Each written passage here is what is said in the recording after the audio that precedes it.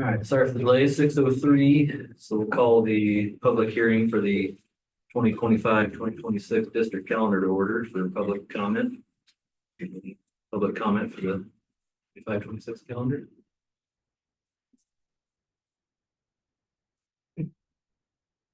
Hearing none, we'll go ahead and ask for adjournment for the public hearing. So moved. Second. Favor say aye. Aye. Public hearing has been adjourned. Continue to our next public hearing for the 2025-2026 proposed budget. If there's any comments or questions, public.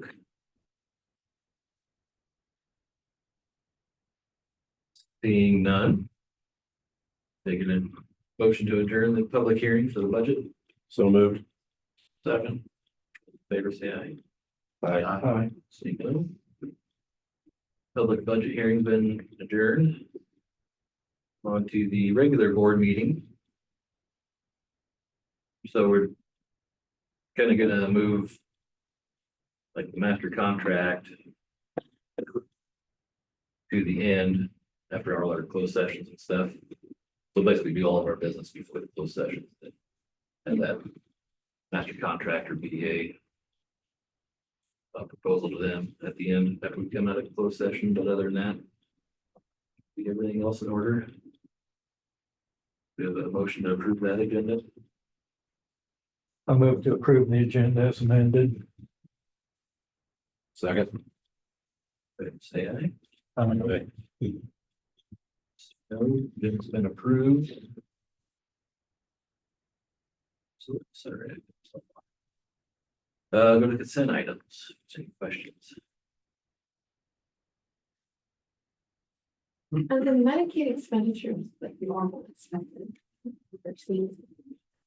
Yeah, so those are actually I usually just will report because it's a lot of work.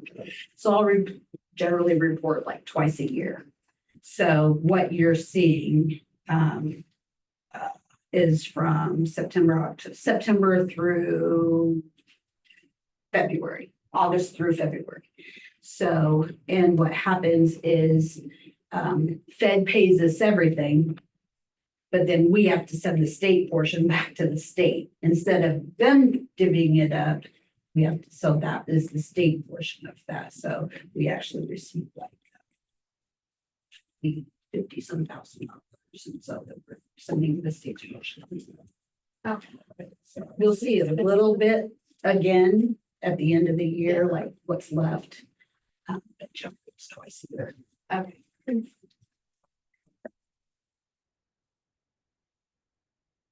All that certified mail, is that in relation to the absenteeism deal? Yes. And I guess there's some legislation in place to fix some of that.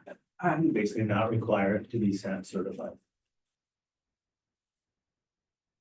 You just have to do the meeting, but you don't have to send them. Except to send it, but right now I have to send it certified, which is much per letter.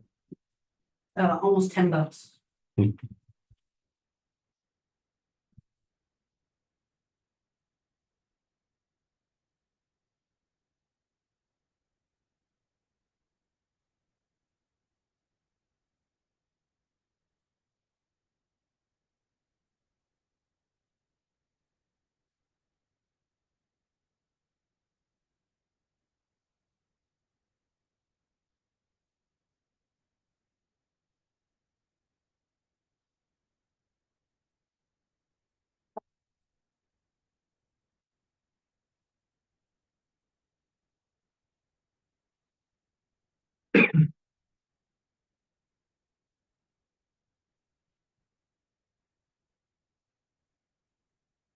Have any questions on that?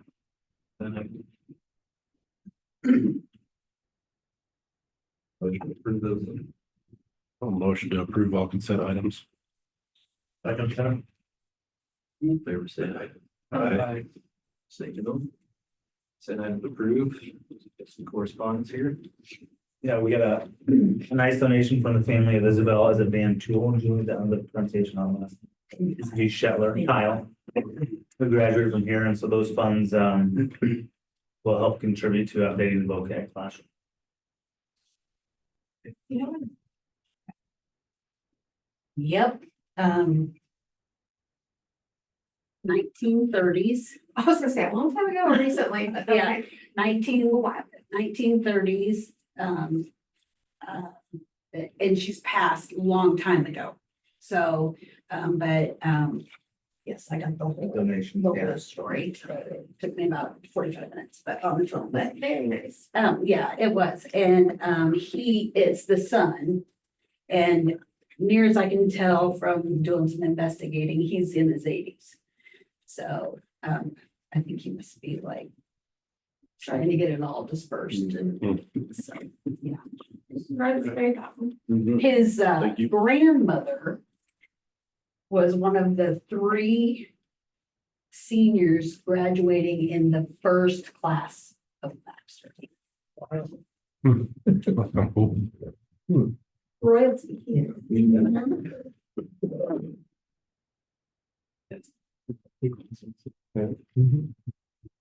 Okay, thanks for that. On the public forum.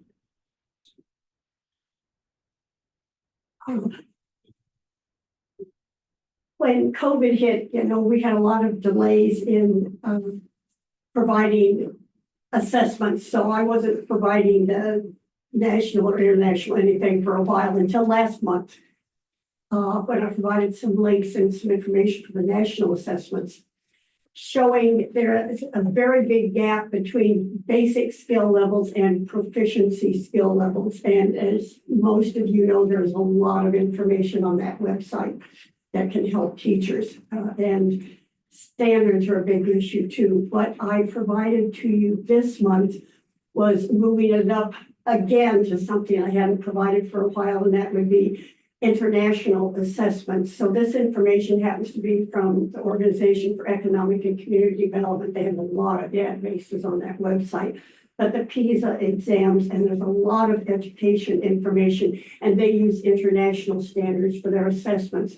So you can see where this country stands with regard to other countries, but there's also a lot of detailed information on there to see what it is they are doing differently in their educational processes. So it's more than just the standards that are involved. And the reason that I provided it this close to the end of the school year is if anybody wanted to actually check on those links, look the information over, maybe have some discussions of some aspects over the summer when there's a little more time and you're not totally stressed out with class loads here. That was my reason for timing it now, but you can see a very big difference between international assessments and our national assessments.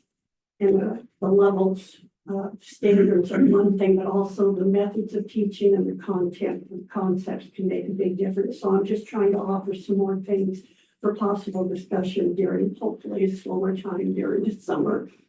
Just and more research if you decide you want to do it. Short this time. Thank you, Sue. Look forward. On the principal's reports. Yeah, so give you a little brief of kind of what's going on lately. Miss Miss Bartholomew gave noetic math contest stuff over the last week and a half with our students. I think that was even into the middle school. So a contest that will just test their knowledge, and then always will have some awards and things that will come with that for individual students that scored in a certain way on that. Alongside that, on the math side, Ms. Bishop has been working on creating a math fact fluency screener. So as you guys know, I talk a lot about FAST, and we have that 3 times a year. From that, we're seeing that we aren't getting as much data as we need as far as our kids' conceptual knowledge of fluency around math. And so we're trying to create a screener so that we can implement that 3 times a year. Just another thing to then respond to some of the things that we see within our kids. So something that we've noticed over the last couple screeners, and just something that we want to aim towards for the future, knowing that we are solid with our math instruction currently, but are always finding ways to improve. And this is just another step in that direction. So kudos to her for that and the work that it took to get to this point. we did have our K through 2 students go to the Applause Series show at the Temple Theater last week. It's a production of Peter Pan from the Windy perspective. Just another way that we want to, give our students experiences outside of the school day, which was always found really positive experiences for our kids. And then our 3 through 5 students will go next week to a show at the Civic Center. Just a shout out to Wendy and Greg and all the teachers and the proctors as we did ISAFs over the last couple of weeks. Obviously it's a big undertaking here, so it just takes a lot of people to be able to make sure we pull it off and are doing it with fidelity and making sure that we're following all the appropriate protocols. So I just want to make sure I give a shout out to them for the hard work. And obviously my thing to the teachers is, as the old coach would say, is the hay is in the barn. We did all that work at the hay is in the barn, and now it's just for the teachers or the students to go and execute. And so I'll be excited to share some of the results from the ISAFs over the next month or two when they come in. So I'll share that with you hopefully next time. Ag Safety Day, we had that over the last month. And again, it was a huge success, a little bit different this time where we took K2 out the entire morning and we did a morning session. And then we took the 3 through 5 students in the afternoon. So a little bit longer of a segment to be able to have some more time at individual stations. But again, especially does an unbelievable job out there. So it was a great experience for our kids. I know that was all the talk of that day. So a great experience again for them. And then some of the big upcoming events, obviously we have our spring concert on May 13th, track and field day coming up in May, various individual grade level field trips that we'll take over the next month. So just a lot of things that are that happen outside the building as far as field trip experiences are coming up. So just a busy but also exciting time in the elementary for sure. All right, I just have a couple quick things and then I'm gonna toss the ball to some representatives we have here from the secondary building. Senior exit interview schedules, I sent that to all of you about 30 seconds ago. So you have that in your inbox. If you want to take a peek at that, scheduled next Wednesday, Thursday night. You can kind of see who signed up for which time slots and that kind of thing. More than welcome to come and visit and check those out like you did in the past. We've been doing a lot of work, spending some time with our master scheduling and bell schedules and that kind of thing. We're really getting close to having some things ready. Just kind of have to see a couple things through, obviously calendar approval and master schedule or contract for employees, and then we'll kind of release all that information and go from there. ISASP is wrapped up on our end for the most part too, with the exception of a few makeups. Everybody did a fantastic job with that. Students, from what I could see, took it pretty seriously, and yeah, we hope to see some increased and improved scores all the way across the board as always. Iowa Star Conference Art Show wrapped up today. We had over 70 representatives from across the Iowa Star Conference here in our building. Multitude of teachers and students had a lot of very nice compliments as that was wrapping up from a variety of different teachers from different buildings, just thanking us and complimenting our students and just how the whole process went. Mrs. Carter worked extremely hard to kind of get that all set up. So I will kind of flip it over here to Mrs. Tao and Kendall Brummel so they can talk a little bit more about the FCCLA. Yeah, it's not working right now. Sabbath evening. So I turned around. Mr. Pickett said it's not working, so we can just set it. And the remote doesn't work. Well, okay, turn it off. You can. What? Turn it off. The orange button needs. I had to stand on the table. Yeah. I used to- Fall.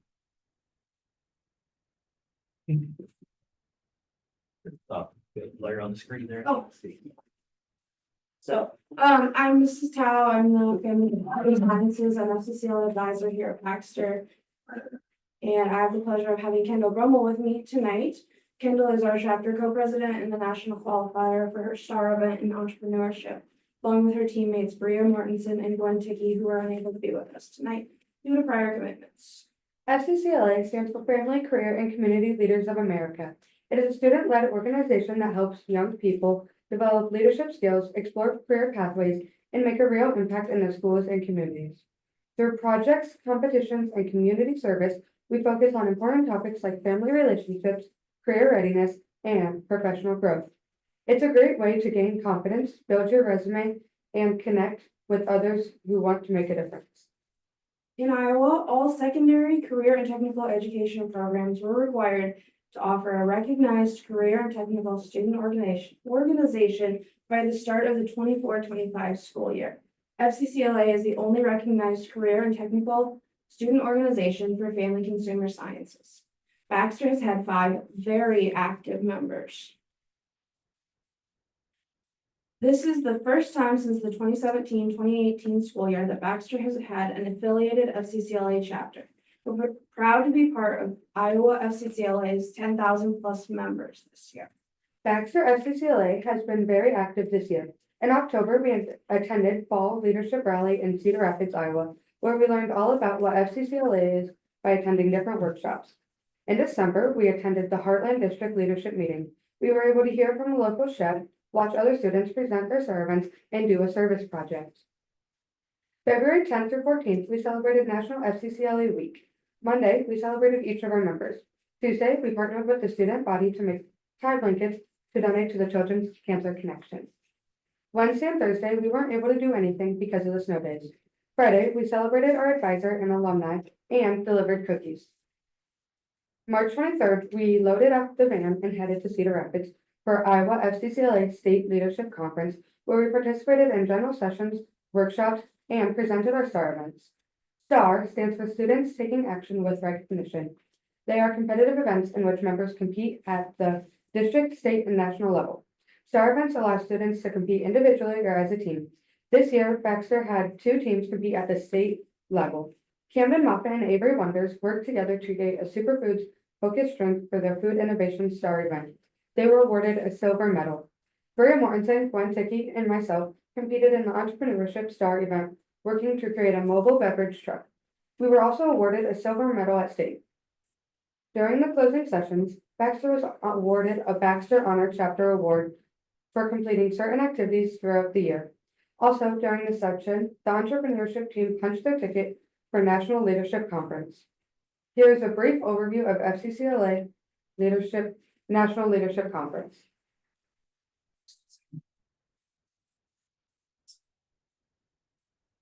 Dare to dream year by attending the FCCLA National Conference in Orlando, Florida. The 2025 FCCLA National Leadership Conference offers members, advisors, and alumni the perfect avenue to expand leadership skills, sharpen talents, and explore career pathways. Take advantage of the opportunities by competing in STAR events and skill demonstration events, attending inspirational national program workshops, connecting with partners and sponsors during the expo, and networking with fellow youth leaders from across the nation. You won't want to miss the keynote speaker, Alfred Fitzgerald White, known for captivating audiences with over 4,000 performances as the majestic King Mufasa in Disney's iconic production, The Lion King, on Broadway. Alfred White has now embraced the roles of author and keynote speaker, offering profound insight and invaluable secrets to finding fulfillment and joy in life. Let's rock the red with FCCLA members from across the country to celebrate, learn, and compete as we turn bold dreams into reality, one daring dream at a time. Baxter FCCLA has submitted fundraiser requests for your approval to be able to help students pay for this trip. The chapter must raise a total of $5,500. As of this morning, we've been blessed with the funds from brownie sales, cookie sales, bake sale, Culver's Share Night, and some generous donations. With those donations and other fundraisers, we have so far raised $2,662.33 of the $5,500 we will need. The girls and I each need to raise roughly $665 more to pay for the trip. We hope that you will allow us to continue to fundraise to make this trip possible. Do you have any questions for us?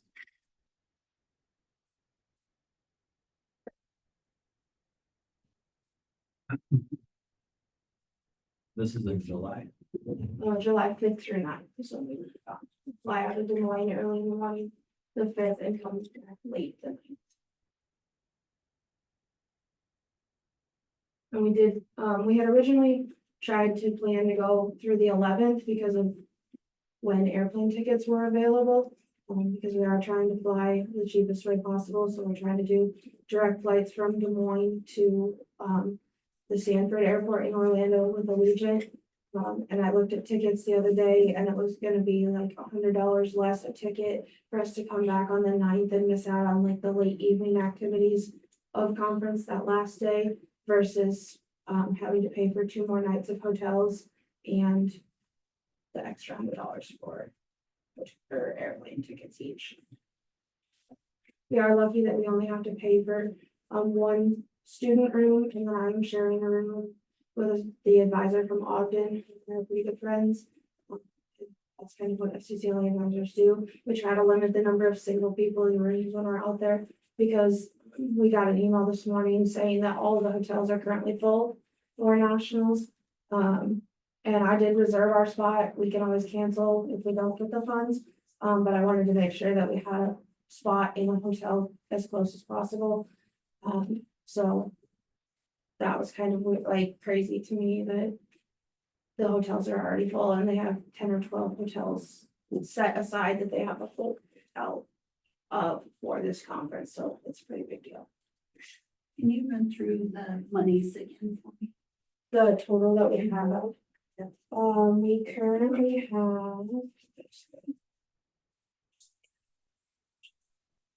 It was 20. Yeah, I think I might have actually. We are at, with, a donation from a family member of mine, we're at $13.33. So we need a remaining balance of $2,486. That's some change. And I know the girls have been working with like their families on how to cover some of that expenses.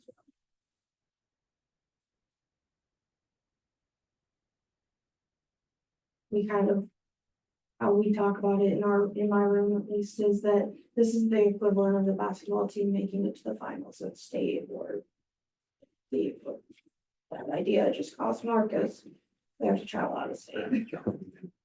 Unfortunately, they're not gonna have one in Iowa.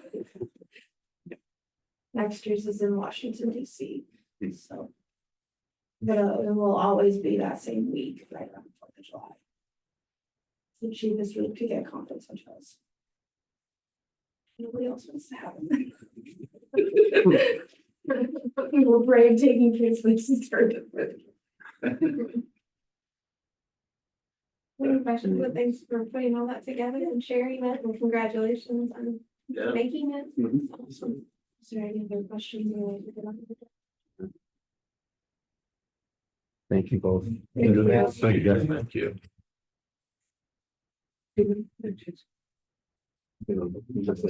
You're good. Thanks, Kendall. Thank you, Thanks, guys. Amanda. Yep.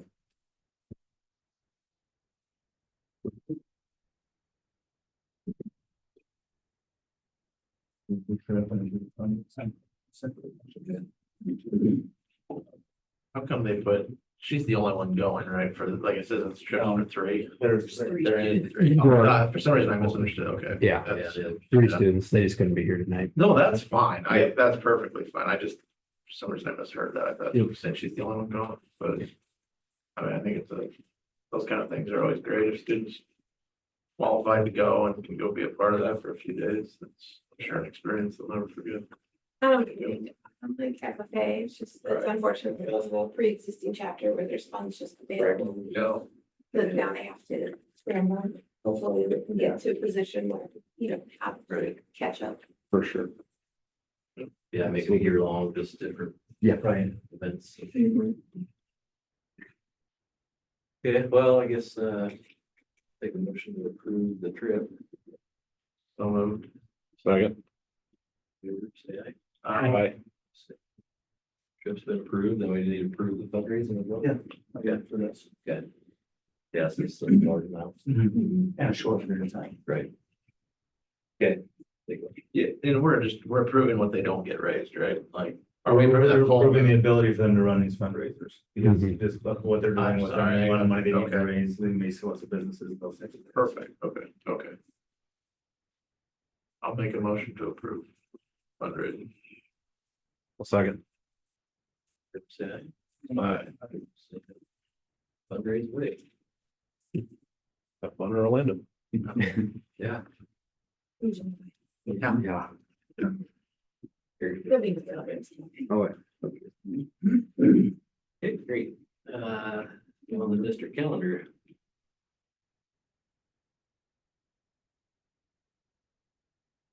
Um. If you didn't refresh, make sure you refresh. Just open it. It should be. I don't know, the sheet. To start with on that, the state didn't do anything as far as They haven't changing the yet. start They date. haven't yet. No, it died. Oh, it did. Yeah. Okay. Really like that 23rd. Yeah, 25th, yeah, 25th initiative.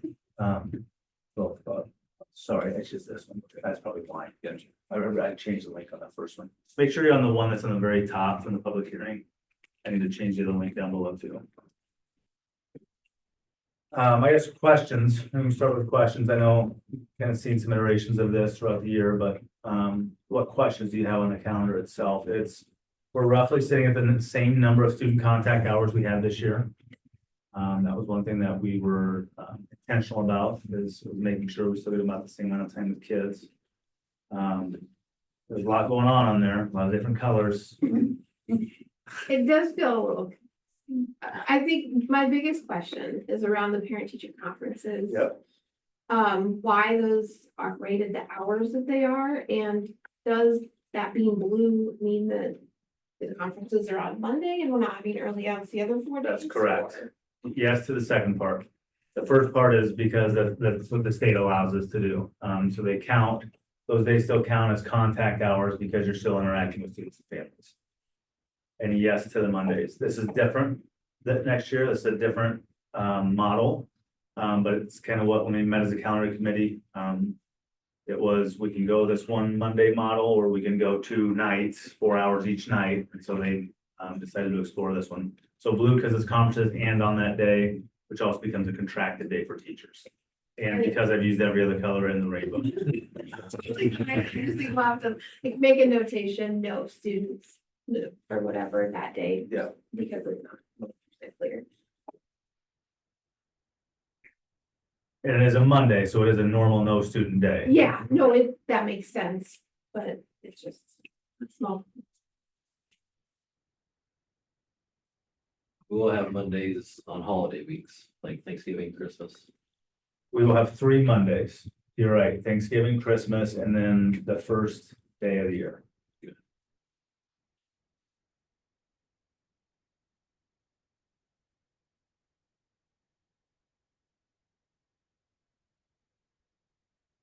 And for the potential snow days. Yep. What do you envision the notice? Advance notice to families to be? And I don't know. Part of that becomes a board decision, to be honest with you. Because we still have built-in hours, just with the way we are now. So it really is a decision on, does the board want to require any days missed for snow be made up with kids? So in the past, we've had built-in hours. We haven't necessarily made them up with kids. They've done some virtual PD things and some different things. They made them up as contractual days, but not as student contact days, because we still are above and beyond the 1080. So I think really, when we start getting to that point, the board would decide what direction we want to go. If we miss a snow day, are we making it up with students on a Monday? Or are we saying after 1, we're making it up with students on a Monday? Or are we operating in the model we have in the past where we still have the hours, students don't, but it's still a contractual day, they can do PD stuff at home. I don't think it's something that has to be decided as part of approving this Right. calendar. No, it'll But I come do once want us the- to talk about it like maybe next fall when it's a little quieter, so that we plan ahead for Yep. actually being able to utilize those instead of waiting Letting until. people know, yeah. So like, because right, say we missed 3 days or whatever, say, okay, we're gonna tack it on, right now you can only tack it on the end of the year, so that's kind of easy. Right. But if we could sneak it in Yeah, the first part of March and February, assuming we're. and on here right now, we did dedicate 4 Mondays to that. So those are green, Color, I know. I don't know, I was running out of colors, but like, January 26th, so January 26th, well, that's still kind of in the middle of winter. Well, if we get a bad storm in December. February 23rd, March 30th, and April 27th, we have dedicated as possible. Those are the days we've dedicated, so it gives them a, not a super clear heads up, but a little bit of one that, hey, if we have snow days, these are the days that we're gonna utilize. And if we get a bunch, we start tacking them on at the end after we utilize Yeah, these we four. do. Correct. We use these, we burn these four first and Yeah. then start tacking on at the end. Yeah, Okay. Can we do a virtual day like we've done? we can, yep. I know probably nobody's a fan of this, but if it's Well, and there's only so many that you can have. I think it's up to 5. So, but yes, that would be an option. We did that for one this year. how many days would we have kind of banked in hours? As far as So how many days? Yeah, it Right. would be 22, 22 hours. 3. Yeah, 3. Yep. So if you get through, say, get through February, you only got 2, you should be pretty well confident that maybe we'd have to use one in March or April, but Right. like say if it's crack year, then We've been pretty just start lucky. using We've it. been pretty lucky the last Just few start years. doing it in January. February. Global warming. This'll jinx it. You are. Yeah, we have had some pretty mild winters for the most part, Yeah. but yes, you're right, we have that. And then, you're right, after that, it just becomes like a normal year where they're just tacked on after Memorial Day. Okay.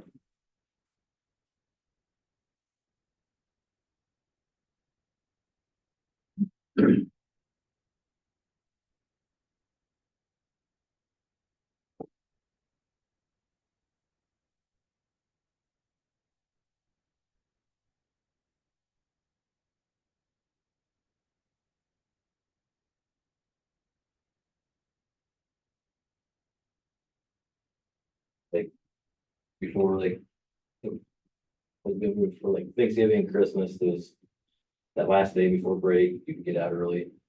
Like these are just full days then. Correct, only early out's the first day.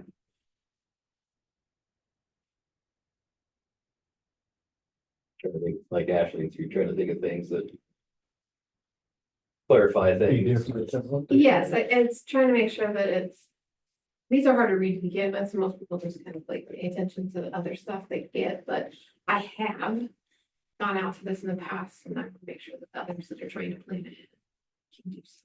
It's full days every day. Mondays, Tuesday through Friday. Tuesday, Friday, Mondays on the first day of school, for Thanksgiving, before Christmas. Yeah. If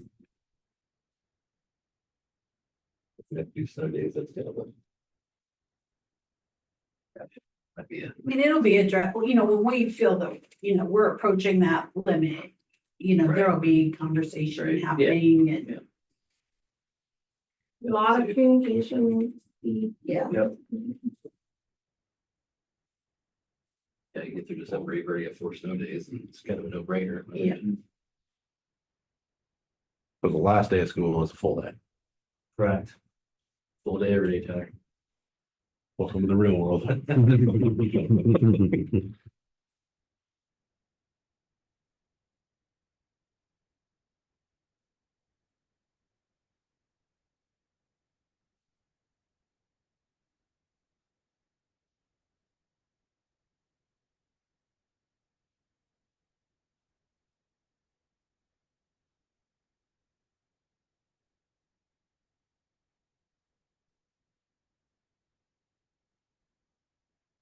And I guess the one question I had is I know it was brought up in that public meeting about how early kids get on buses with a 7:45 start. I think there's some concern about before 7 a.m. Is that gonna be an issue with routes? I mean, we don't have long routes, I don't think, so. We don't. So, I mean, are we? Is it talking possible we could have kids getting on before 7 a.m.? Yes, but it won't be much. Maybe 5-ish. 5 to 10 minutes max, I would say. Okay, Which I will also say is not uncommon.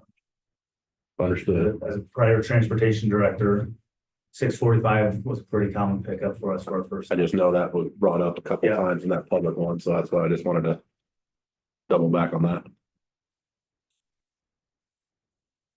Like, I guess we got a coach here, like practices that.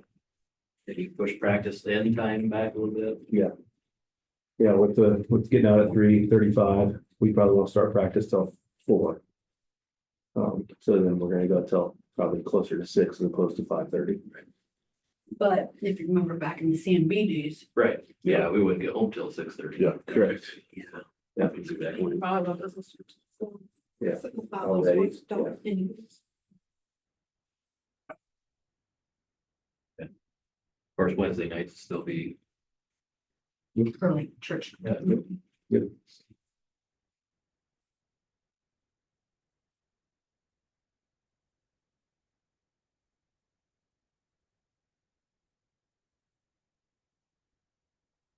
it wasn't easy to.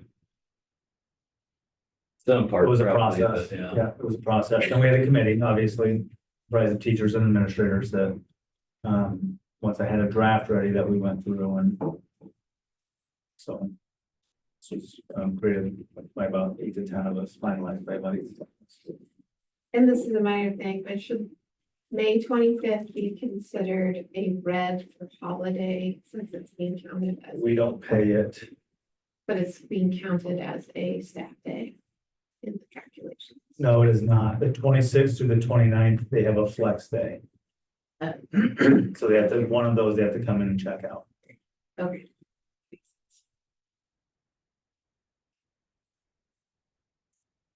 Just to confuse you even more with that. And it's not red because, it's not red because we don't pay them That makes sense for that now. day. That one.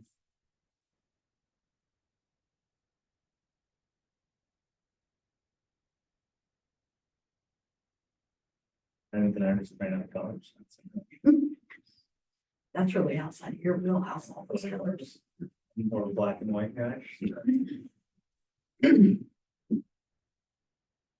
Is this how all schools semester calendars look? Pretty similar. I would say Sadel's was harder to read than this one, if you can believe, especially in this model, yeah, it's pretty similar. Okay.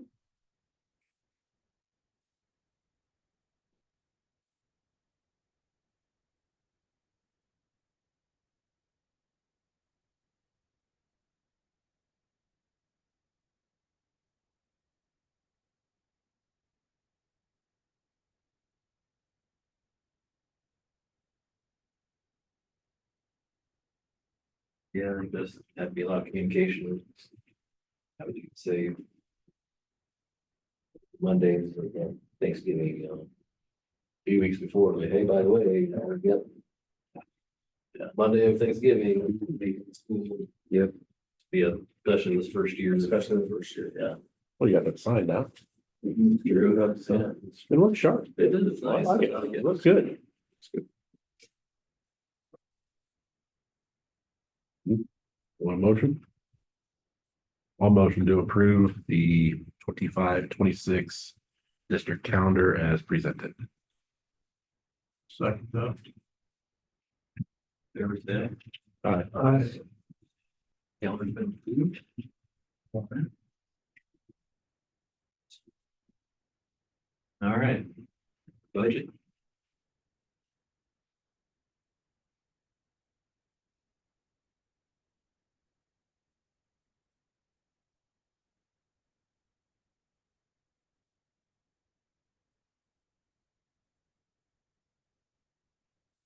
Looks like we, We ended up right at 1869, which is where we promised.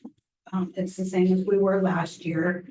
The governor still hasn't signed the SSA bill into law yet, but so we went out on a limb and went ahead and put the 2% in there. Not sure what the whole put is, but assuming that it's the 2%, then that's where the 1869 comes in. Where is the 1869? Like, so when I'm going down through the sheet here, and we get, so like the total requirements is say 10 million, or something. Is that getting divided out amongst all like property value in this district, or like, where does that, so how does that number, where does that calculate from?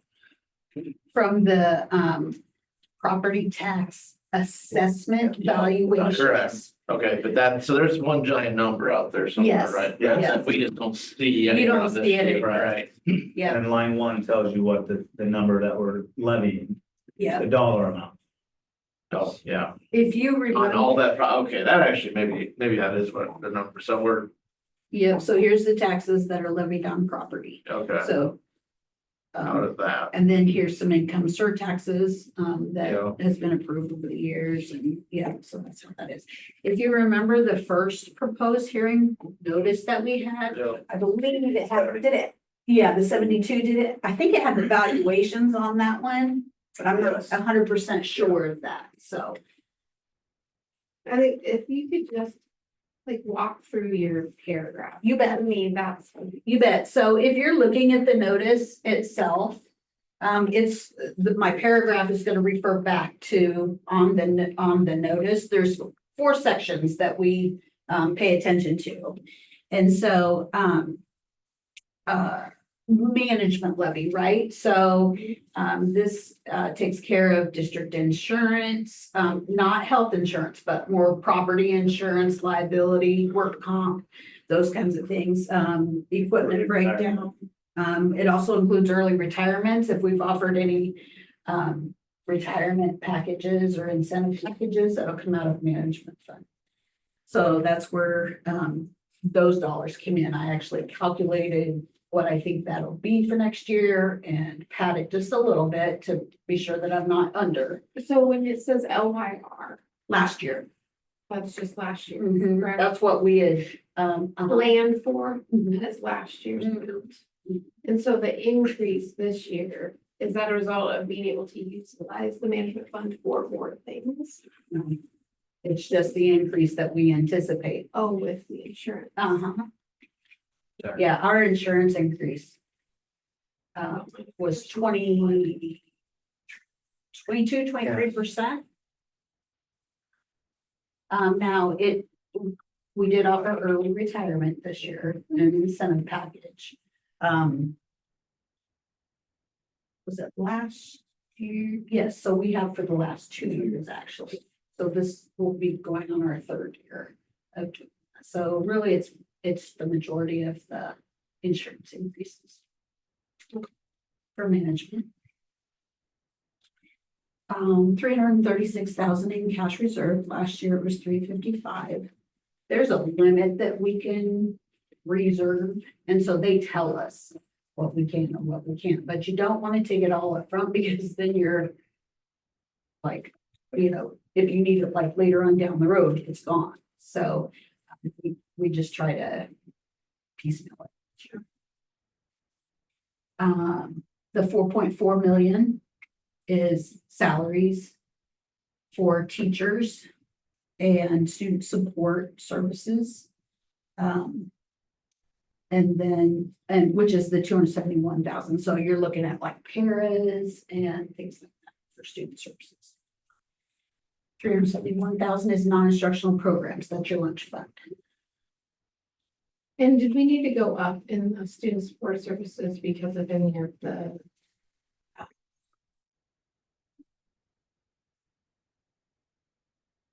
all the shifts in how they're doing the we're talking about too many, all of the services that for special education that we were using through. No, No. no, that isn't affected. Yeah. Hey. That's not at all. I thought you were going.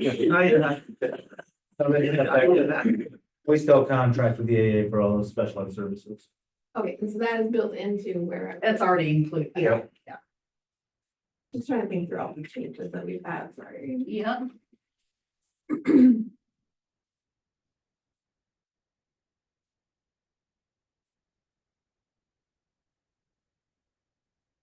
So we've talked about this, I know, in our 2-day meetings, we talked some about this, but how are we? Well, let me ask this, are we able to bring that tax rate down, our proposed tax rate by? Is it two things? One, we put more kids in this district and we get more kids under this roof. And 2, Is it, we need more people moving to town? Yep. Or- Well, your other part You're is, spreading. as long as you see 2% SSA, you're not gonna decrease your tax rate. So. Okay, but we're also like significantly higher, which we've talked about then, and I say significantly, I mean, in a lot of cases, I mean, our neighboring, so we're almost $2 higher than everyone else around us, if not more. Yeah, so you have, so part of this is repaying back the bonds, Debt service. from our, new build. Right. So, and that's gonna be for 30 years. Right, Or- but I just look at, No, But, yeah, to increase our revenues here, you're right. We need to increase resident students, not open enrolled students. you know, I mean, we love open enrolled students, but, their property taxes aren't Yeah. assessed on on that rate because they're in a different district. We could just petition them to redistrict, they just get more right. Yeah, you know, I'd really just love to see some progress in the community. I mean, I think that's a Bringing big others piece of together. it, right? Yeah, that, and I would argue that, but I mean, it's gonna. Right now, taxes for the individual, they still feel like they're going up, right? Because if it's per $1,000, you know, that we might not be changing this, but everyone's property just went up in value. You all got your sheet and it went up how much, right? Yep. So technically, our taxes did go up this year, like however you wanna look at that. But we don't control the valuations, the assessments. That's kicking, that's pointing, like, that's just like, I get that you do not control that, but nonetheless, as a taxpayer, I'm paying more. And at school, we're paying. Yeah, so I guess I push back and say, bring that rate down and make it so I really don't pay more taxes, but it's not just the school's fault. It's across the board. I get that, I do understand that. But I also would push back is, what are we doing to advertise and get more people to come here? And what are we doing? What is the town doing? And I mean, this is not anybody's fault here. I mean, I'd ask this, we'd had our meeting last night, but we'll ask it down the road. What are they doing to actually bring more people to town, right? Otherwise, this is gonna keep going the wrong way. Exactly. Yep. I know we can't solve that here tonight, but it's one of those things where I'm reluctant to vote yes on any kind of increase, which I know we're not increasing, but I'm reluctant to say yes anymore to taxes until we're actually doing things to bring them back down. Like that's my opinion sitting here. I also have kids that go here and I want the best for them, so I go back and forth on it. But I also look at neighboring districts. We got one in the south of us that also did a school addition and they're significantly less than us.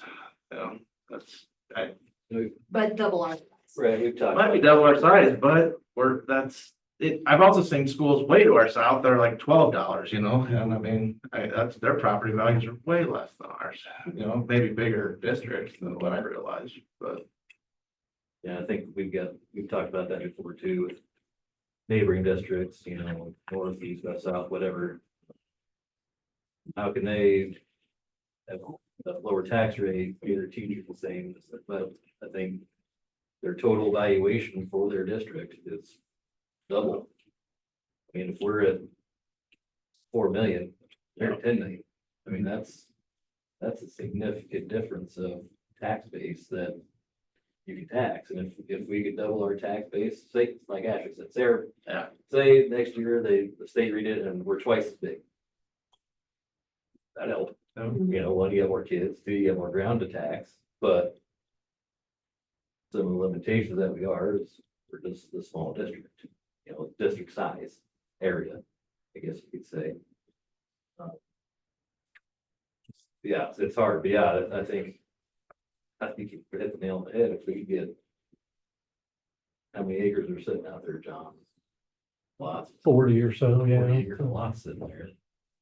But nothing's I happening. just drove to Yankee today. It's like, they just built the size of Baxter in like 1 year. It's like, And on the north side of Bondurant. yeah. And this thing coming back, like, I can see Bondurant from this road. Uh-huh. So I think there are things that need to be done. Yeah, I think it's just hard. I hear too, I agree. It's, your valuation goes up. And you keep your tax rate the same, but you're paying more taxes still. But again, Chris said, if they get 2% SSA. I don't know. If valuations go down, I don't know what any school would do. Or stay the same. Yeah. Any public school. I think we're gonna find out in the next 5 years. Across the state. We're still pretty fortunate that our enrollment is stable. That's not the case for a lot of rural area. There's 2% SSA with 10 to 20 less kids, right, year over year.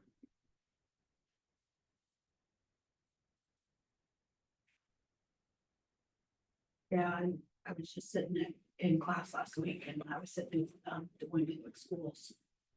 And I mean, they're just needing students leaving. They're having to close buildings and I know they're in a different environment than they are with as big as they are, but even it's hitting the big schools. So. Look at they got commercial residential industrial, I mean, they got a huge tax base, they can still.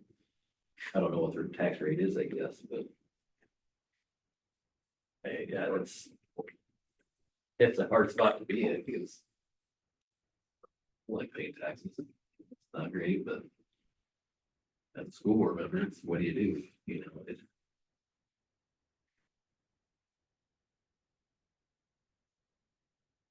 I think there are definitely efforts. There's a lot of people that's off to try Oh, yeah. and bring people in. It's just a process. And they could argue that people will come because of, but they argue that make or break for somebody living in a nice community with a nice. Yeah, for the buildings that we have. Probably an anomaly. We are. I think for a small, the district our size to have the facilities that we do. And Have it again, all that in comes one at, building. the taxpayers' expense. But at the same time. A lot of schools, say way south that. For our conference, you walk in their buildings. You know, so we've been lucky in that point that our community is actually supported. Say, okay, yeah, we'll pony up and keep our school and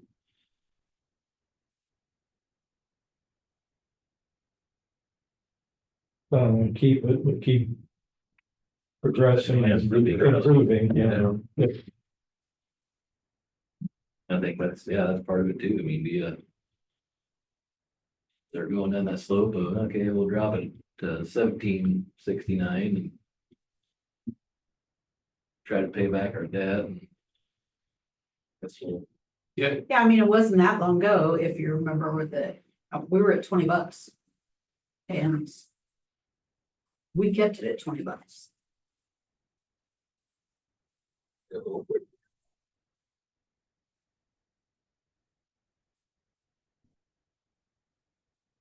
we were going through this years ago.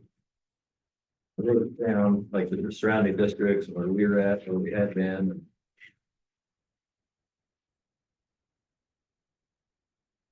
Yeah, so in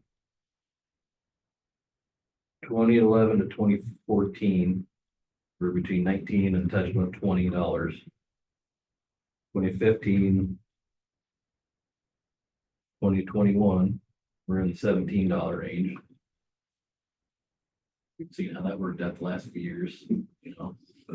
So I think we're kind of in between there, trying to find that middle ground of keep our building, and then yeah, just some surrounding districts. This is from 2022, so 3 years ago.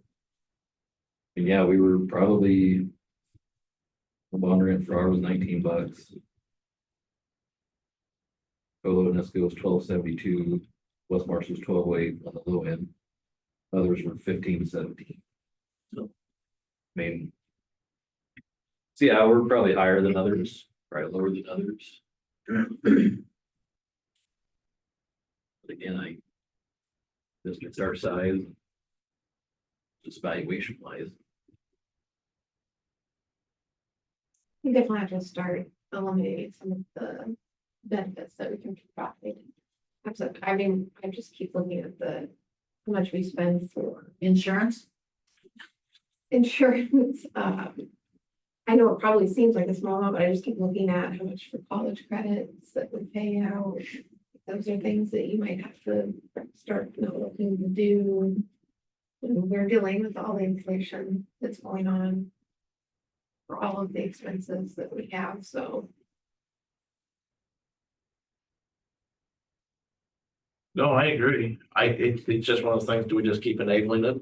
Like, if we just keep saying yes, then it just keeps going and we go another year and we'll have this discussion again and probably enable it again. And it's somewhere you have to say no, right? And it becomes a very, very hard situation. And when you say no and everybody in the community gets mad, you say, well, you have to drive a change, right? And then somewhere in there, you need the community to say, go develop that 40 acres for crying out loud and put as many homes as you can on that and start bringing more. And then all those will be young families coming to town. And I mean, it'll naturally, I know everybody can see that, but we're just not ever doing it, right? And until we do, we're just gonna keep heading down a path where I agree, I don't wanna give anything up, and I know this is the cost to not give anything up, but at the same time, we're doing something in my mind wrong, because we are, according to neighboring districts our size, we're higher. So maybe neighboring districts don't have everything we do, but it seems like they do, so. That's my pushback. I'm open to being wrong in that statement, but we're higher than them. And I understand some of the reasons, but then we need to fix those reasons. And if the only reason is that we don't have enough people, like we're not this big a population, or we don't have as much stuff to tax, then we do have some of that control in Baxter, right? That's one small thing like we can't control. We can lobby people to change in this town. I don't know. That's just. I agree with you 1,000%. I guess like say those are 3 years ago. I don't know if you had any more current orders as far as what.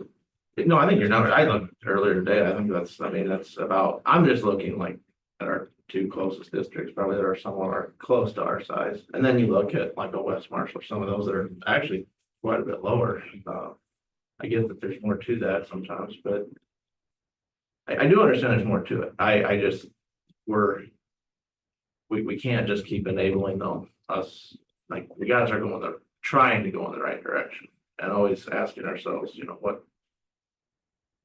Yeah, I don't know, if everyone's okay with it, like everyone in the town and everyone's okay with it, I mean, nobody's coming here complaining, so I guess that's something to be said too. Nobody's showing up here.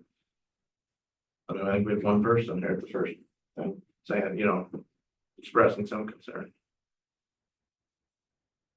And I'm not getting hit up on the street. This is probably more me, to some extent, just trying to, this is the closest I've ever been to the numbers and understanding how we're getting to these numbers. So that's even for me, just, it's been good to understand where this all comes from.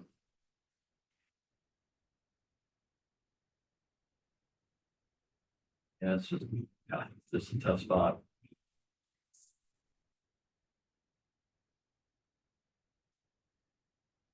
But we paid the big bucks, right? Yeah, that's right. No, and like I said, you guys, like, we have to do what we have to do. I'm just expressing, like, I don't want us to sit here quietly, and if I say no to this, I don't want you all just wonder all of a sudden why I'm a no on staying the same or raising, like, I'm just vocalizing my opinion to this. It's, you guys are still push this right through. I don't think I'm a yes on it this year, so I'm giving you my why. I think we need to voice our opinions though, also in the joint cities meeting. Absolutely. Absolutely. Like I said, I think. Last month, talk to our state legislators. And that's all part of it, right? I agree. They can make this, I don't know how this is gonna work for their new property tax proposal that they've got. I'm interested in the same. There's a lot of, we get our money from the state, so how's that gonna affect Yeah, what we're gonna when do? their revenues aren't coming in, how are they going to fund us even more so than what they are? What I've heard, I don't know, it sounds like It's gonna fall back to us. fall back on the local communities to Yep. tax their people. So again, next year it might be a complete disaster. We might be sitting here going, oh.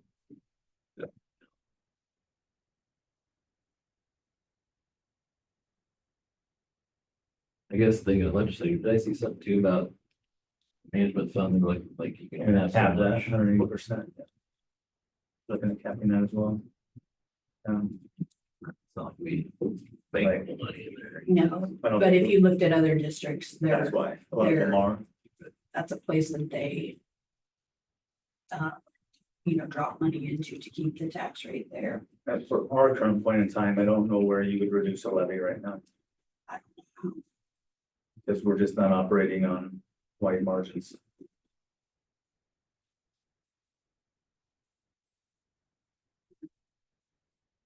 I think what it said in that legislation, everybody's like one or two natural disasters, at least. Total disaster.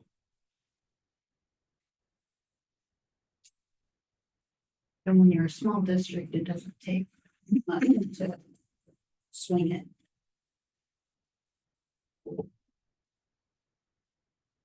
I think that's the thing too. I mean, like Chris just said, I mean, we're running so thin. I mean, we're half-time superintendent now, sharing all these positions. So we're not just, we've done our best to bring that cost down.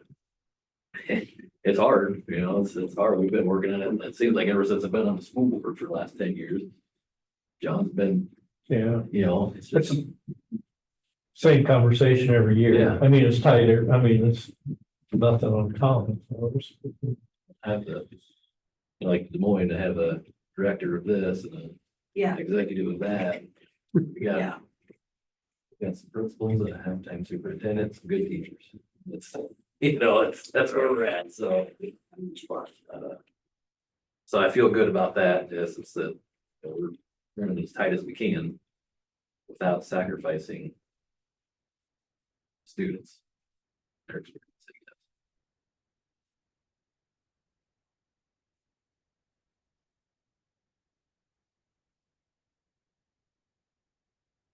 Yeah, and I think we can make ourselves look good and say, okay, we'll just evaluations go up X%, we'll drop that X%.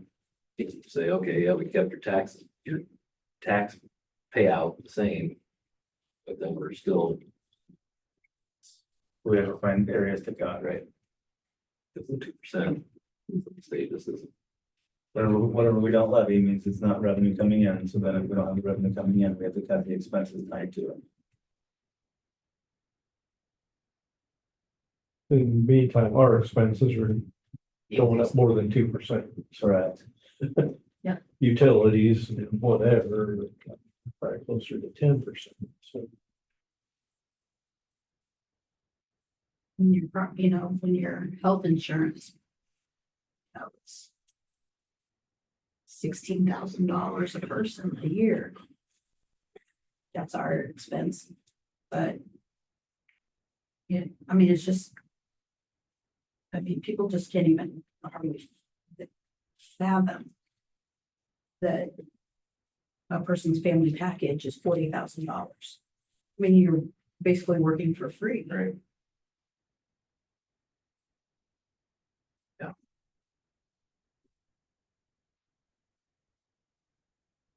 I never brought that up. I guess if they can't figure out how to change the calendar date thing. It's definitely not gonna figure out insurance Yeah. assistance. I mean, we've talked about it to 2 different legislators and they just about fall off their chairs when we tell them. And then they forget it when they walk out the door. But they're working for you.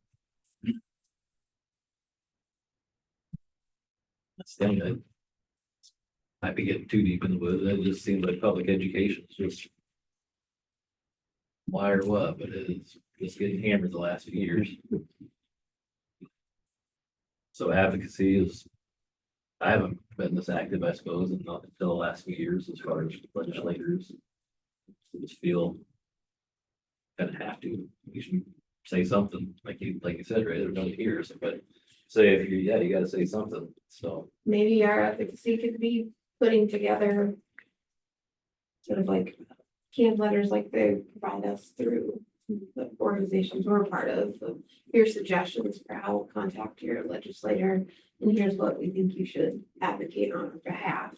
Maybe we can put more of that stuff out there, either through email or Facebook, as to say, hey, this is going on, this is how it affects you. If you care, here's how you can advocate on our behalf. It's your behalf. So mean, you do such a good job, Chris, of keeping up and knowing what things are gonna affect us and being on top of that, because that's something that would be.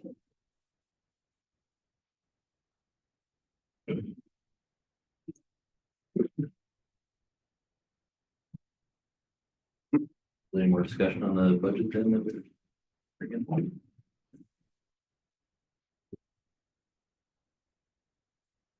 I'll make a motion to approve the 2025-2026 district budget as proposed.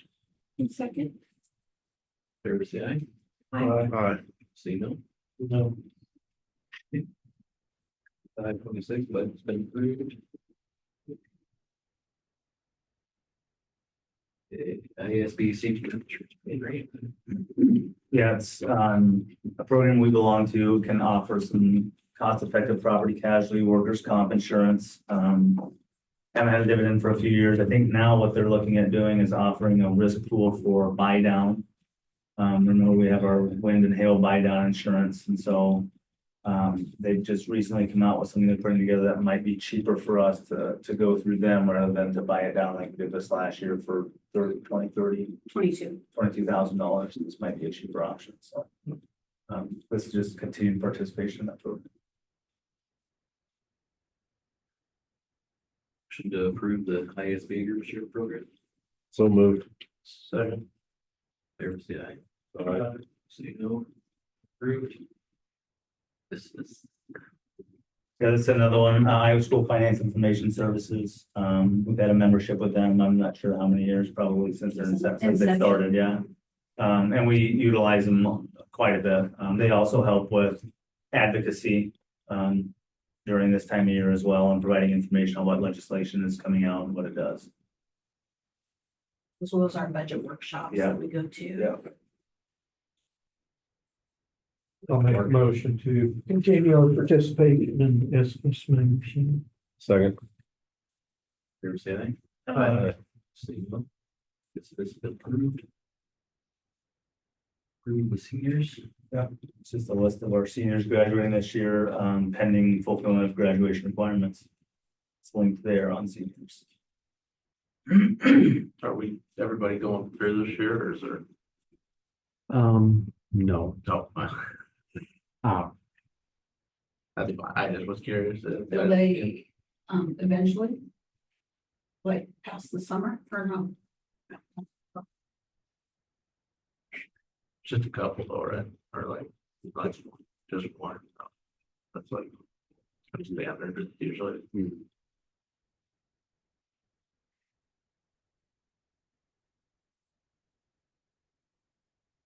Make a motion to approve the seniors for graduation. Second. Fair say aye. Aye. See no? See approved. Enrollment. It's got one there, could do a move. There's going back, so we're back, yeah.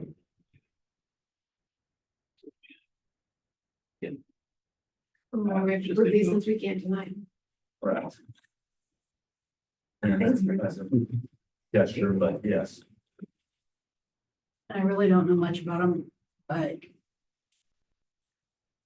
sometimes you see that once they move into another district, they don't get busing or, generally there, so they may try it, then they end up going to the school where they live, so. I don't know if this will be the case or not, but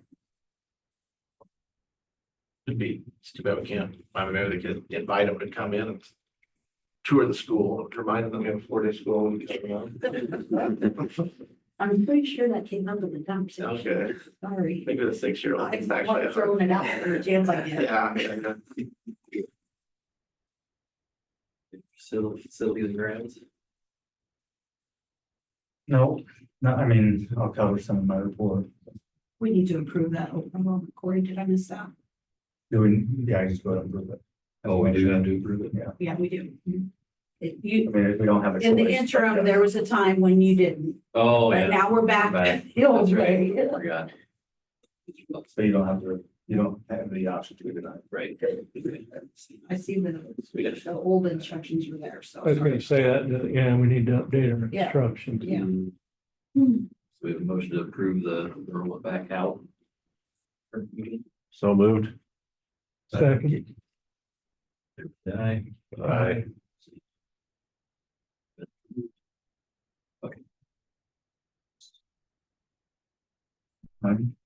Yeah, we're, so circling back to the ag building, we met with the foundation and, you know, as I notified you, they're willing to present some matching funds. I think the biggest thing is narrowing down the direction. And so as we've looked at proposals, I think realistically, the two that have been viewed is, do we renovate what is currently existing there, or do we transition the multi-purpose building for use as the ag building?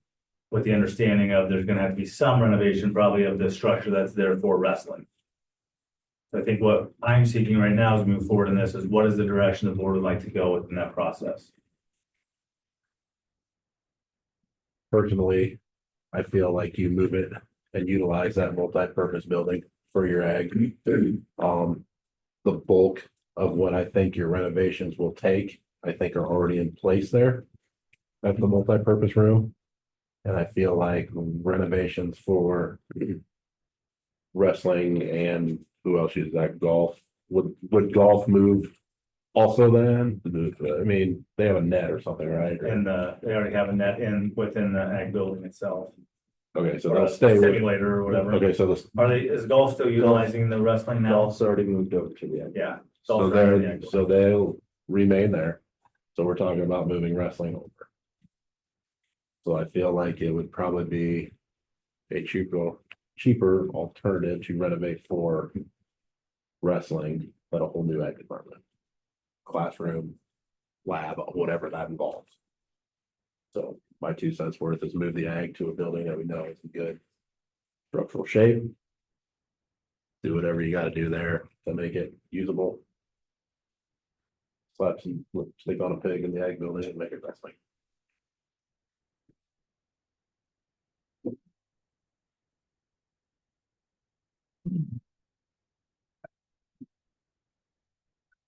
Or I would agree with Howard said on that. I think you just have. You know, and without, we have seen those numbers. I mean, a lot of that renovation that's needed in the ag building was not cheap. And with some of these donations we're beginning towards ag, I think we kind of need to see. I don't know if that can only go towards renovations or if that can go towards anything ag related, but if, you know, we already have the building in good shape and we can be doing whatever that ag building needs for classroom stuff and things that make us kind of state of the art ag program. That we really need to be able to see those dollars go further than just renovating a room, you know, making a room. Yeah, clear out asbestos and mold and all that stuff. Yeah, right. That's not fun.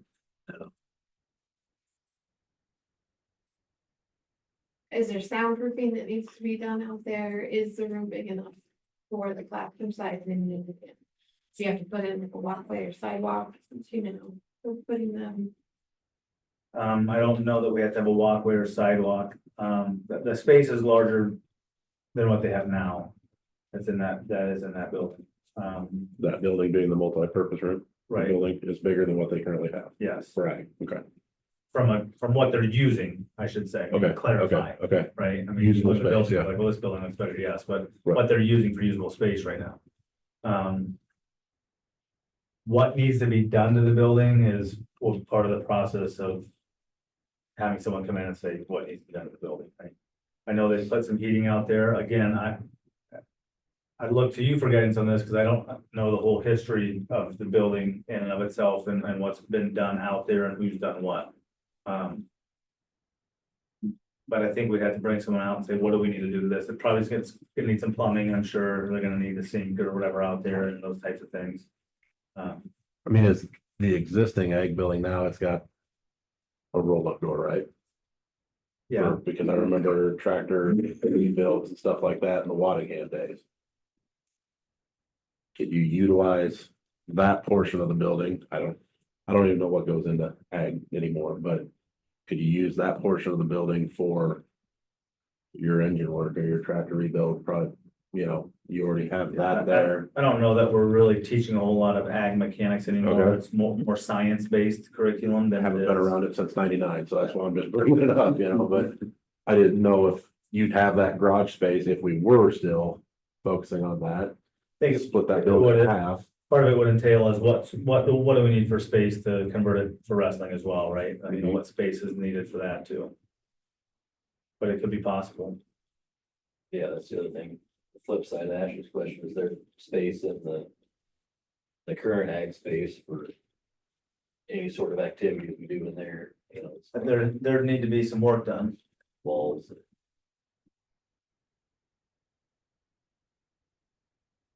It's unfortunate you don't have a shop class, because that could be a chapter.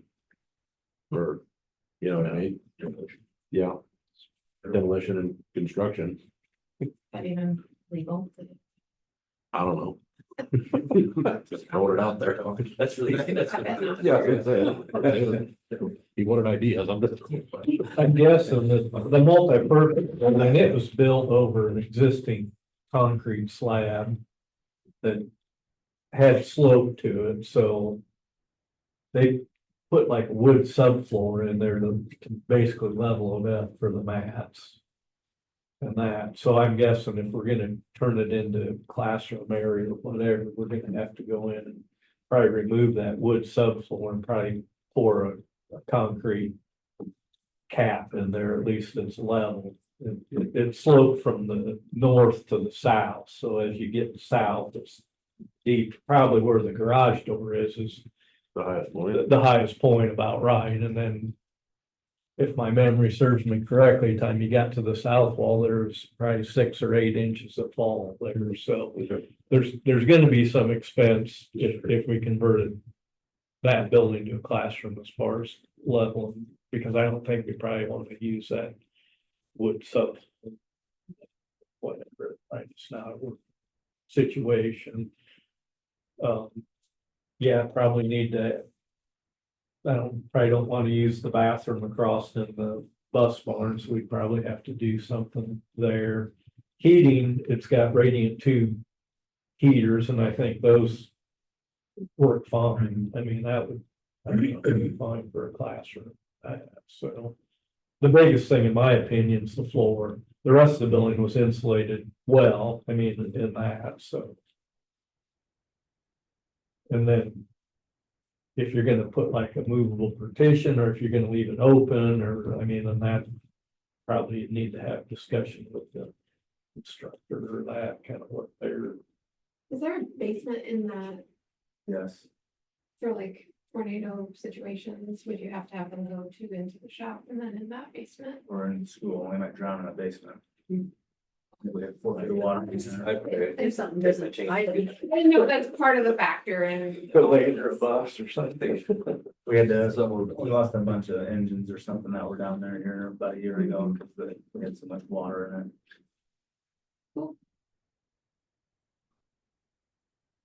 in it. And those are our only 2 options, is to basically swap those rooms or fix. I mean, we've discussed a number of other ones, adding on out here, the expense is just gonna be. And then we have discussed, are there other areas within the building? The most feasible area would probably be taking square footage out of the library. And that could be a fine, since I enjoy. Oh, yeah, I would think so. Yeah, Sure. yeah. That's just solely based on space. Now, if we ended up reducing a feature somewhere down the line, that opens up a classroom, but that's really the only way. No, it's fine. I just want to make sure. Since Yeah. It sounds like we just keep swirling on the same options. And I contacted whoever owns the black buildings over there. That was, I know. I think that's too far. So, Just out of curiosity on the bathrooms, the bus barn bathrooms are like, they're on this end of the building, right? Like if the kids had to cross over and use them, it'd be pretty close. They do now. Oh, do they? Yeah. The wrestling built a little cover for Lean them. to. I just wondered if like, cause that can end up adding a lot of cost trying to put in bathrooms versus. I don't know, figure out a way to maybe renovate those or something that just makes them a They little got a lot of nice. space. Too, probably. Yeah, that's what I was thinking, like, how do you just keep using those? I mean, it's. I don't, the kids have to walk a little way, but it's not really walking any further than we would in here. No, that's closer. I mean, Yeah, same 6 foot thing, yeah, away, basically. yeah, right, I think the majority of them just hold it. I know this That's stuff how really comes in here, the bathrooms, you won't use any of that stuff out there. I'm still, just based off what John said, I think your cheapest alternative is to go with the flat work to level that floor up. I You feel got a like perfectly you're, good building. I feel like the money that you're gonna put towards that is more, you're getting better bang for your buck than throwing it at the existing. You're wasting.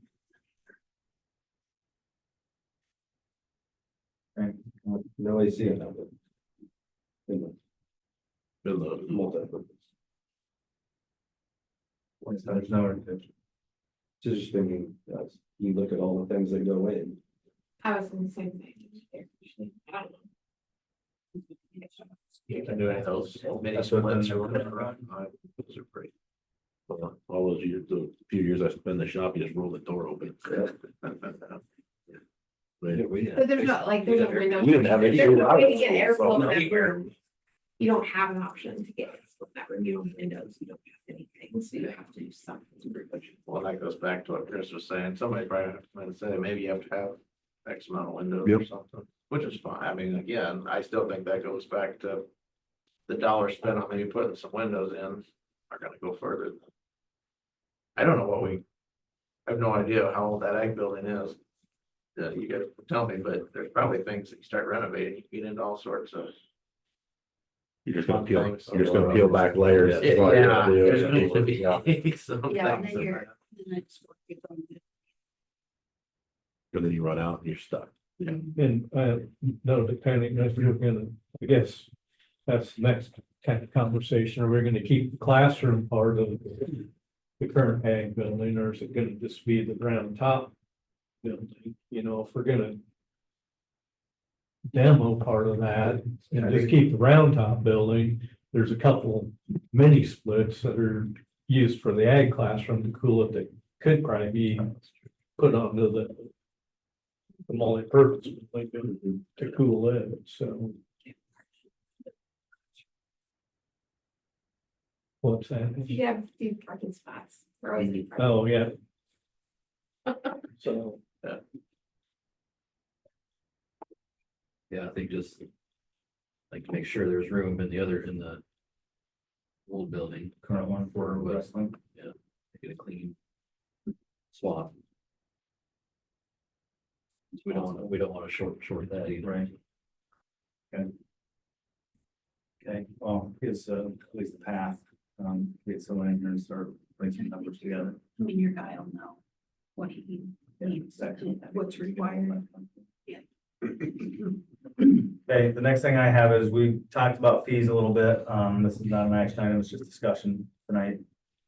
And comparatively speaking, we are very low, to districts in our area. Just something to think about, one of the things that we have discussed is looking at the possible increase in student fees, but then providing a activity pass for students within that fee. I did that this last year at GMG and it was very well received. It also, I think, will be a way for us to increase revenue into our activities department. Because we can say the $15 goes, that's what that's for, that's where we transfer that money to into activities. We've done the math on, well, what, are you gonna lose money with the passes? I think with what we've done, at worst, we break even. That's worst case scenario is that we break even for the first year.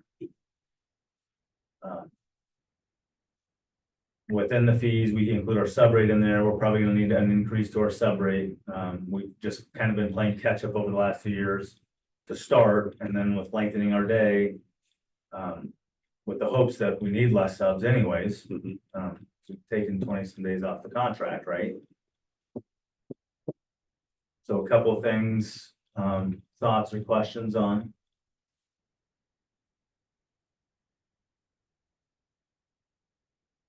The changes is basically the activity pass, Well, it eliminates the student one, right? and then we would adjust some of the others to play into this.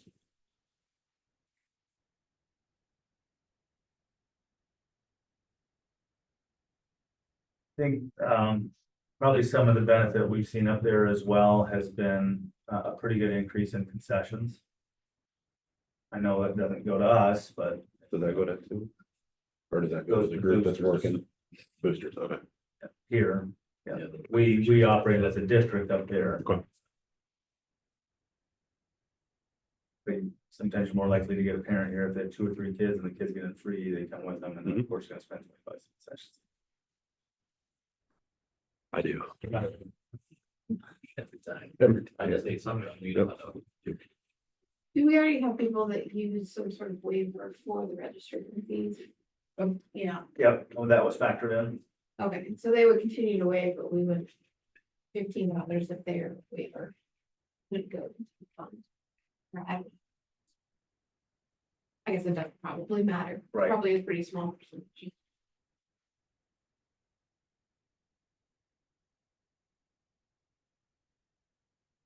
That's still enough, that increase still enough to keep up with that curriculum.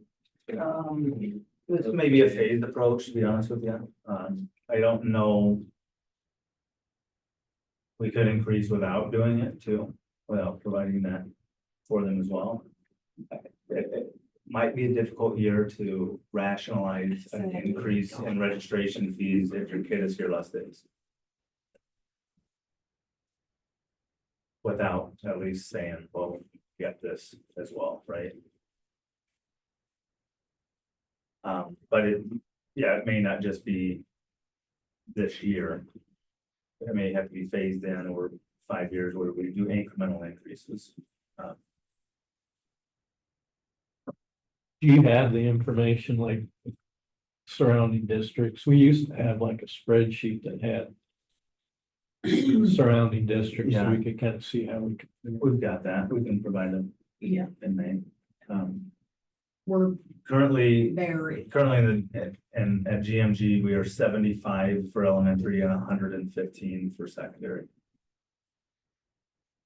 I know, Newton is at 100. 100, a lot of them are 100 across the board. For both elementary and. Some phased in, started at 80 and worked up to 100.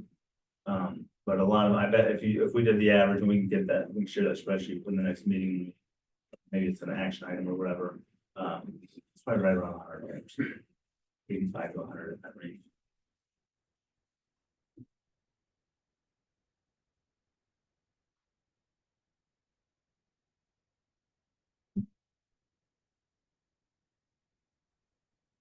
Anything else on that? My opinion, definitely do what you're doing, Chris, if not, rip the Band-Aid off and go a little higher, just throw this in along with it, but. I don't know, I just don't think if you were at $85 or $100 across the board, it changes anything from enroll. It's getting point. I mean. And that money, because I get a lot of that can get to our activities, right? Like. I think this gives us the ability to do it. Yeah. Yeah. We were. With the amount you're proposing. Well, Yeah, it would be difficult to rationalize any sort of transfer into our activities account without adding this perk into it.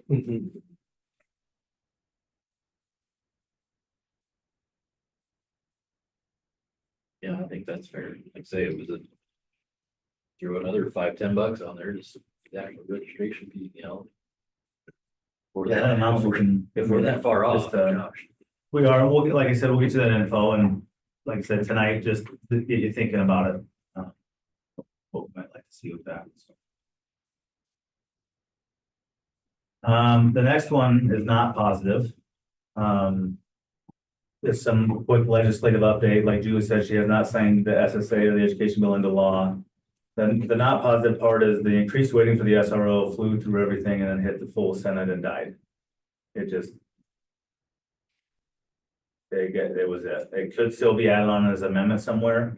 On the back end, we weren't budgeting for getting it, so we know our budgeting is not gonna change at all. On the bright side with the educational bill, if she signs it, it increases our maximum operational sharing from 21 to 25. And so I think, believe it or not, we found already have some ideas on ways that can be maximized. to, with a good net benefit, so. We'll share some of those as we progress and then have a little bit more in-depth discussion on them.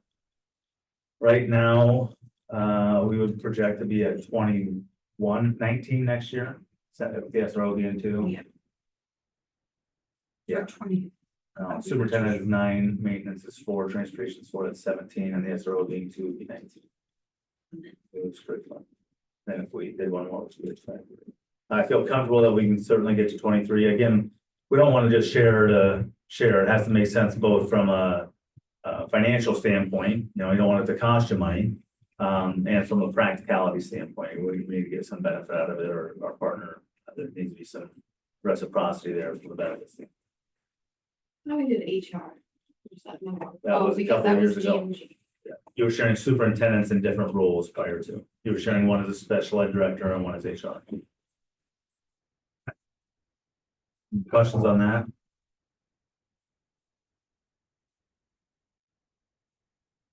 Okay, the last thing is really just a cleanup of processes with fundraising. So that's kind of, you know, part of the challenge that, you know, we face this year is as we move into next year and as Zach takes over the AD role, we've had numerous conversations that we want a calendar.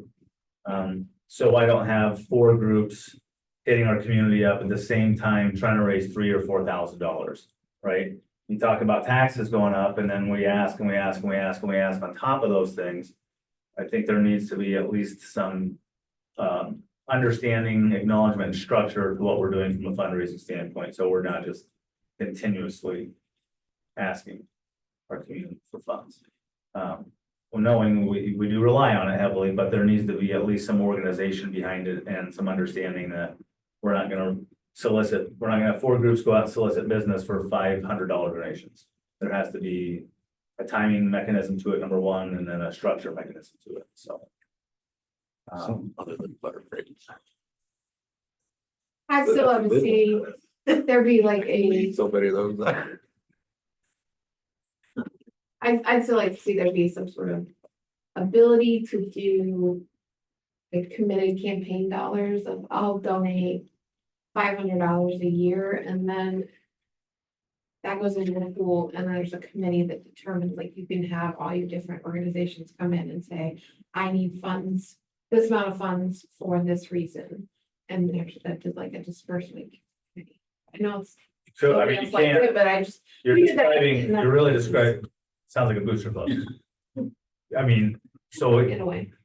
part of what we need to make sure we do is we're not crossing signals and paths and making sure like what the boosters are doing and we're doing is complementary of one another, not taking away as well.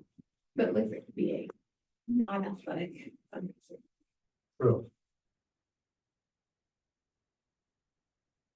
I think more than anything, it's just having an organization, organizing when and who is doing what. That's what the at least this process will do. It's setting it to a schedule and creating a process so that we know someone's not out soliciting money. We have no idea what's going on, right? So we have a form that will be filled out. Annual, if you got an annual fundraiser, we can put it on a calendar, but then there's just at least a little organization to it, and then we can decide, hey, maybe let's set something up. You have some time, like that seems a little better or something like that. So really, this is just for better communication between us, our groups, the boosters, those types of things. Any other thoughts on that? Fundraising in general, or to move forward with it? Because like, who would be the one to tell somebody, no, you can't have this fundraiser? You. So in theory, no, yes, so in theory, the board is supposed to be approving all fundraisers. Or not. We're trying to minimize it as much as possible. And I think, I don't think it'll be a no. It's It'll be not at maybe- this yeah, time. You yeah. can Could do do it it here, here. you can do it here, Yeah. but not here. That's the design of it. We're talking- The only no is gonna be from this group. So you're talking like an instance like tonight, where a group has, I mean, like a music boosters or The athletic boosters, I mean, they kind of run their own deal. Yeah, and we just want them to let us know. Right. We put it on the calendar and yeah.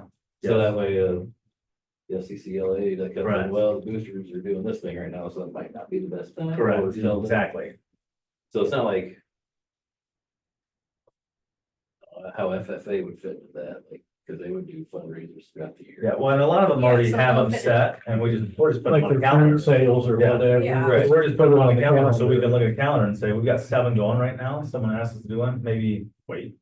What's going on right now? Hanging baskets going on right now or something? Yep. I didn't know I saw, okay. I mean, I received a check the other day. I had no idea what it was for. And apparently somebody did a fundraiser. And I had no idea what it was. I had to call the company to say, what's this for?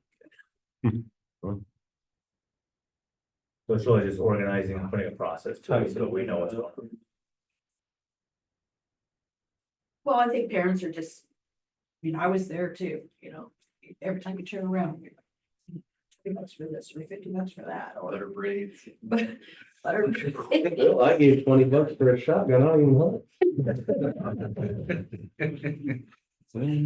Oh, Did you get in? I don't know, still waiting to find out, July, I think. July. well, if you win, maybe you can donate it to somebody else. Raffle back. I might for you. Trade your butter break for it. Anything else on that? Skip J, or do we want to do that? We do that We gotta first, straight. We have to read that. Oh, You yeah. can do the two. The BEA two was. Yes, yeah. The next is the association's initial proposal to us. Really, it only includes required language changes, and when we say required language changes, it's the changes we made as we moved to the 4-day week. So it obviously changed their year, the number of days, the times that they're here. But it was agreed to last year, basically, that as far as wages go, they were in a 2-year agreement, so. The only thing I found in there is a really small thing, language thing. In paragraph 5, they're describing the length. Like the class periods and how long they have for preparation. But there's no, 6th grade isn't accounted for. No, it's true. Yeah, because our secondary is 60. Yeah. So it'll not get 6th grade teachers' time, but. Okay, if you're teaching 6th grade, no pressure. You gotta watch it. Yeah, we'll need to modify that. I assume it's a language that's always been there, probably. It probably is. But it just hasn't been. It is, and then we moved 6th grade to Okay, middle and just never school. changed it. But yeah, that's a good catch. We'll need to change that. We changed the minutes. Yeah. Any other questions on that? Like I said, it's just really to align with our calendar and school day. Well, just appreciations that everybody found common ground and that we. Good job last year to get this. Yeah. We're keeping it. A lot of time. You should see it this year. This is gonna ask you later. Oh, my word. We have to look at it like, now what were we doing here? What were we thinking this was? Yeah. Maybe there are closed sessions and then do their initial proposal with the master contract after those. Yeah, that over the. Yes. You can go ahead and do personnel though. Yeah, go ahead and personnel. Before we close. Nation contracts. Mentions first. Jamie Flanagan as choir, band, teacher, director, and music sponsor. Craig Hudson as a custodian. See, the next one, we're approving a contract for a different area, and then Nicole Burdess as assistant football cheer sponsor for resignations. Motion to approve those resignations. So moved. Second. Approve the contract. Okay, Catherine Zalewski. As 612 band and choir director, Craig Hudson as maintenance transportation director, Kyle Strive is head high school boys basketball coach, and Amanda Mormon is football cheer sponsor. For those contracts. So moved. Aye. Contracts are approved. Okay, so we'll go into our closed sessions, one to discuss the BDA proposal. We'll also do another closed session for evaluation of rental payment.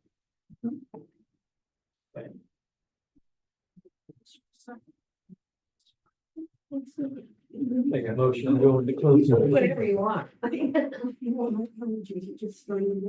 have a motion to go into closed session. We have a second. Second. All in favor, say aye. Okay, closed session at 7:43.